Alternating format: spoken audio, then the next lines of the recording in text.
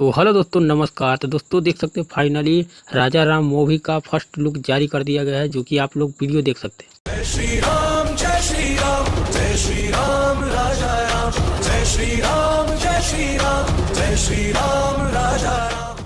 तो बता दें दोस्तों, ये फिल्म बहुत बड़ा होने वाला है, बहुत। और हाँ दोस्तों, कल ये फिल्म का टीजर भी आने वाला है, जो कि सारेगामा हम भोजपुरी से सुबह 7 बजे।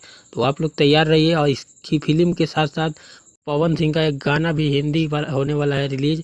तो खेसारी फैंस और पवन सिंह तैयार रहिए और ट्रेंडिंग में ले जाने के लिए, क्योंकि दोनों का दोनों ट्रेंडिंग चैनल से ही आ रहा है।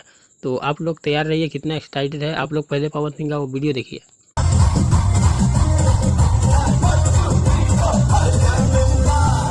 तो चलिए तैयार रहिए। पवन और खेसारी का फैंस किसमें है कितना दम, आज कल पता चल जाएगा।